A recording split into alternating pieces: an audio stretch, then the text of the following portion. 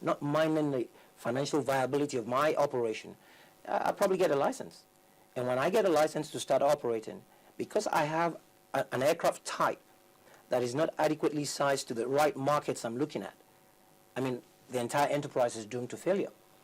So we need to go back to fundamental basics, for instance. I think, for instance, airlines should not be licensed, in a sort of one-size-fits-all kind of a thing. I think we should have airlines structured to address different sizes of markets. You should ask the question, why do we have 80.2% of the total traveling public in Nigeria, concentrated in Lagos, Abuja, and Port Harcourt? Those three airports account for 80% of the total traffic in Nigeria. Why is that? Because the airlines have found the need to throw a lot of capacity into these markets. And indeed, what you have in those markets, you might think, oh, well, it's a huge market and all that. It's destructive competition. Because the airlines are competing against themselves, throwing so much capacity into the market that has a limited size. So if you don't regulate the airlines to a point where you allow them to operate in niche markets or markets that are, sized to the type of aircraft they operate, then you would continue to have this sort of a vicious cycle. Tell me, what's your perspective on the proposed merger of the aviation parastatals? I mean, I understand that there are security implications if this merger takes place, but I don't know why. Why is that? Well, I mean, my view is that it's retrogressive because where we're trying to go to now was where we were about 25 years ago. So for me, it's not progress. In any case, aviation is international. And we have standards set by the International Civil Aviation Organization, ICAO. Those standards are by way of annexes 1 to 19, and they're documents, promulgated by all the contractors. That are bound by all the binding all the contracted states to be able to operate to those standards expected of every contracting state. Document 9734 of ICAO is very clear about the requirement to have an autonomous regulatory agency. And what that means essentially is your civil aviation agency or authority must be sort of separate and distinct from the service providers in the industry. What you're saying by way of a merger is to say that a service provider like the navigation service provider NAMA, a NIMET, a service provider for meteorological services, will be merged with the regulator. It is not right, by way of the international standards to which we're signatories, to have the regulator now regulate itself, because that's what it will mean. Because NAMA and NIMET are accountable to the CAA. So if you ask them to be merged into the CAA, now who has oversight? That's one. Now, let's go back 2005. In 2005, you recall we had a spate of air crashes that resulted in all sorts of, major uproar in the entire country. In 2006, on the premise of all of these, issues and, incidents and accidents, the International Civil Aviation Organization came to Nigeria to provide us with, or to carry out an audit on the industry. In that particular audit, they specifically said, and I recall because at the time I was the MD of the Nigerian Airspace Management Agency, they required all service providers in the industry, not minding your historical antecedents, because if you recall, we had the Federal Civil Aviation Authority, FCAA, about 30 years ago. And all these service providers actually were taken out of that, they were excised out of that agency to become the autonomous bodies they are today. Now, the ICAO required that every service provider sign a memorandum of understanding with the CAA, recognizing the CAA as the regulator.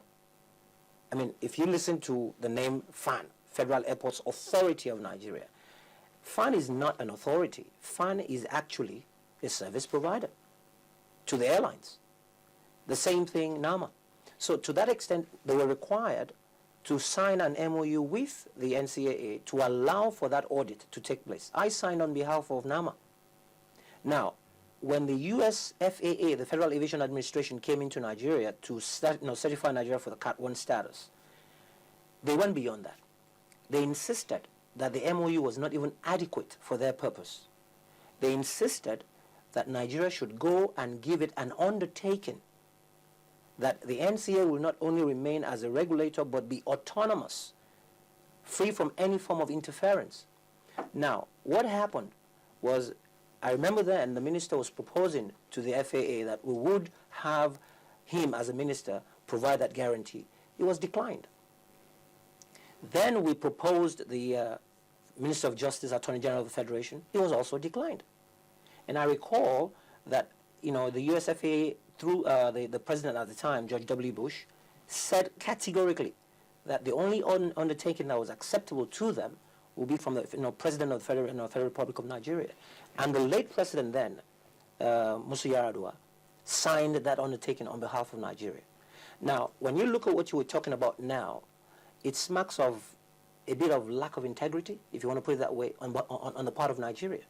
If you as a nation have signed an undertaking with the entire world to say this is how we will operate, and then you turn around a couple of years down the line and say, you know something, at this point it doesn't really matter. What we're thinking about is how do we save money in governance? I mean, that's a good idea.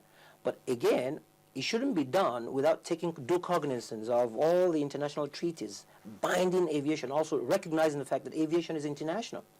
So for me, I think it's important to understand that if we do that, we will not only lose the status we've created or we've earned over the years as a Cat 1, we would actually lead to a lot of failures of airlines, because when you lose that status, no Nigerian airline or international or any airline coming from the US, for instance, can fly directly to Nigeria. We'll go on a short break now, and when we return, we still give you more on issues surrounding the aviation industry in Nigeria.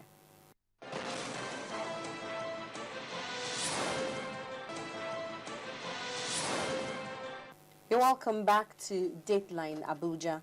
I still have here with me in the studio the former managing director of the Nigerian Airspace Management Agency, Roland Iyayi. You're welcome back to the program. Thank you very much. Now, you just told me of the implications of the measure in the aviation industry, the proposed measure. Now, talking about the autonomous parastatals in the sector, one would say that there appears to be many federal agencies and some doing almost nothing, as it were. Is it possible to streamline the duties of some of the aviation agencies and have maybe two of them doing the job? Well, put it this way, I think it is possible to have mergers, but I think you need to also, sort of set out clearly what you're trying to achieve in the process. I believe very clearly, that if you had a Nigerian Airspace Management Agency and you had a Nigerian Meteorological Agency, for instance, both agencies can actually be merged, to my understanding, because the service providers, and if you look at what NIMET is doing and what NAMA is doing, they actually can work together. Now, again, that is up to the federal government to decide. But the fact of the matter is, there are very distinct areas in the industry that needs to be taken and dealt with separately. For me, I do not see the reason why so much money is being thrown, for instance, into our airports. My view is that the Federal Airports Authority has actually outlived its usefulness. Because, what we're talking about is throwing so much money into what has been taken world over as, requiring private sector participation.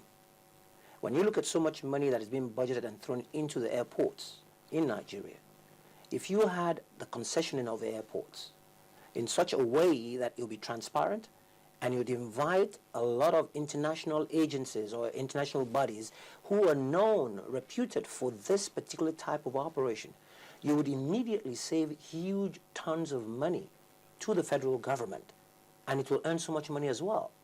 And your airports will become what they should be by way of international